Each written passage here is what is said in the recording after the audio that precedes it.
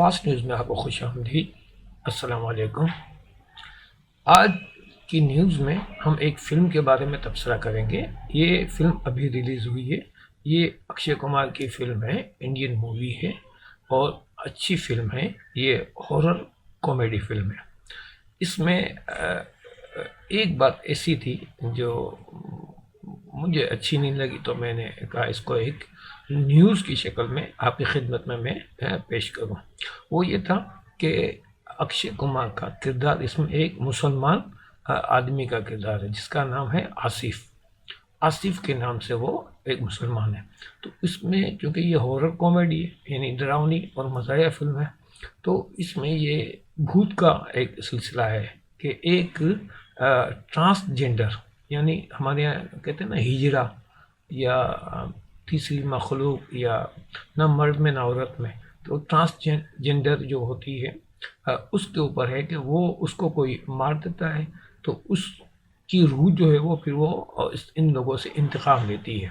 تو وہ روح جو ہے وہ آصف چونکہ مسلمان اس کو دکھایا تو وہ کہتا ہے بھوت وغیرہ کچھ نہیں ہوتا۔ بھوت اصل میں کہتے ہیں اسے ہیں کہ کوئی مرد یا عورت یا کوئی بھی شخصیت جب انتقال کر جاتی ہے، مر جاتی ہے، تو اس کی روح جو نا وہ عالم ارواح میں نہیں جاتی، وہ دنیا میں بھٹکتی ہے، اپنے انتقام لینے کے لیے، لوگوں کو مارنے کے لیے، لوگ اس سے خوفزدہ رہتے ہیں۔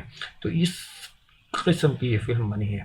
لیکن ہم مسلمانوں میں یہ ہے کہ جو ہمارے موت کے جو فرشتے ہیں، حضرت عزرائیل علیہ السلام، وہ اللہ تعالیٰ نے ان کو اتنا طاقتور بنایا ہے کہ ان کے قبضے سے کوئی روح فرار نہیں ہو سکتی، کہیں جا ہی نہیں سکتی۔ قرآن نے اس کو بڑے واضح انداز میں کہا کہ موت کے فرشتے جب روح قبض کرتے ہیں تو مجال نہیں ہے کہ کوئی کتنی ہی طاقتور شخصیت ہو یا اس کی روح ہو، وہ ان فرشتوں کی گرفت سے بچ نہیں سکتی، اور وہ فرشتے اسے جیسی روح ہوگی اس حساب سے اسے عالم ارواح میں پہنچا دیں گے، اور اس کے ساتھ وہی معاملات ہوں گے، نیکوں کے ساتھ نیک معاملات، بدوں کے ساتھ بد معاملات۔